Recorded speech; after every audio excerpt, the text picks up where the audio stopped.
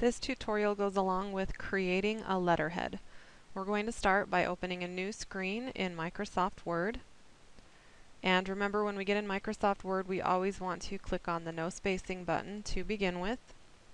Then we are going to go ahead and get into our header to create the letterhead.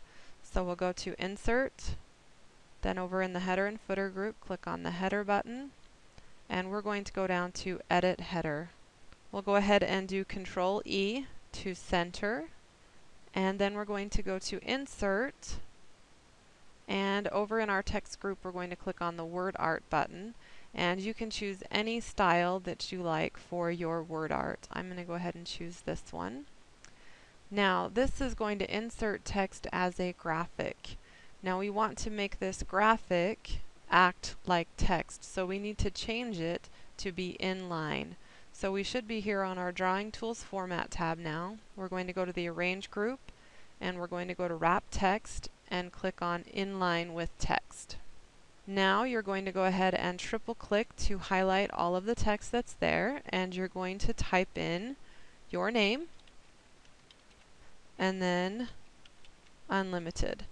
Be sure to use your first and last name. So for example, if my name were Jane Doe, I would have Jane Doe Unlimited.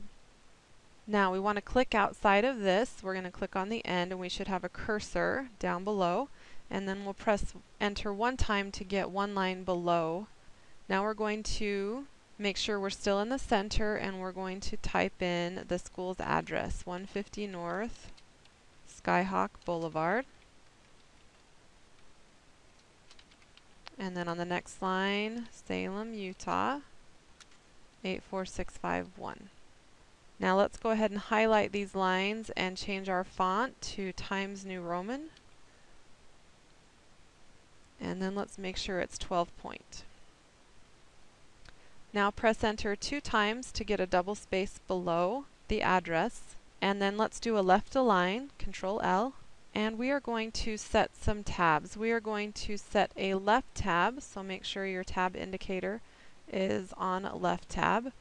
And we're going to set that at 0.25 inches. So that's the little second tick on our ruler. Then we're going to make sure we have a center tab, which we do. And then we want to make our little right tab over here. There's already one here. We want to drag it over to 6.25. So you should have a left tab, a center tab, and a right tab. Now we're going to press tab one time to move over to that tab stop that we set, and we're going to type in telephone, and we'll put in the school's phone number, and then we'll press tab to move to the center, and we're going to do web,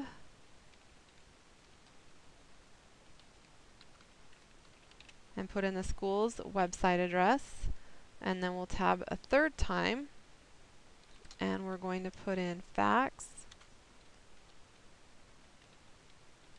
and put in the school's fax number. Now when we press tab, it changed our website address to a hyperlink. We want to get rid of that hyperlink, so move on top of the hyperlink and then do a right click, and you can go down to remove hyperlink, and it changes it back to regular text for us. Now while we're on this bottom row, we want to add a border underneath.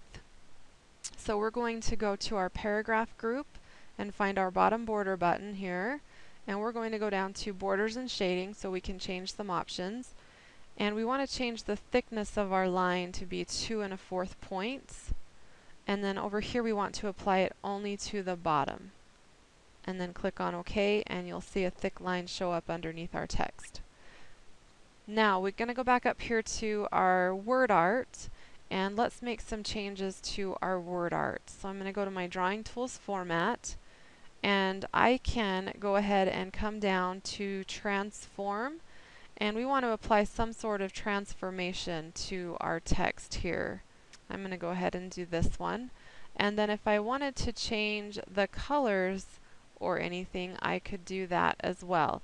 If you don't like the style you chose, you can go in and choose a whole new quick style. If you want to change the color on the inside of the lettering on the inside, we can do that from here. So maybe I'll make mine an orange. If I want to change the text outline color, I can come here. Now we do want to make sure it looks professional, so whatever changes you make, just be sure that you keep it looking somewhat professional. Also, if you want to change your font, you can do that as well. So I'm going to come over here to Home, and I'm going to choose a different font for mine. Now we are done with our header, so we're going to come up to our Header and Footer Tools Design tab and then click on Close Header to get back outside of our header. And then we need to go ahead and get this ready to be saved. So we're going to go to File and Save As. And then be sure you change to your student drive and your computer tech folder, and then we're going to put this in the Word folder and change the name of this to Letterhead, and then click on Save. And then we also want to create a PDF version, so go to File, Save and Send, Create PDF, and we'll publish that. Now before we're finished, we want to change our template to read only. So here's my PDF that was generated. I can close that, and we can go ahead and close our letterhead here, and then we want to go into our F drive, into your computer tech folder, into your Word folder, and then find that letterhead.docx, and you're going to right click on it and go to Properties, and then to make this read only, we're going to come down to the attributes and put a check mark here on Read Only and click on OK. That way our original letterhead never gets saved over, because we're going to open our letterhead every time we create a letter from here on out. Alright, you're ready to go ahead and submit your PDF version to Canvas.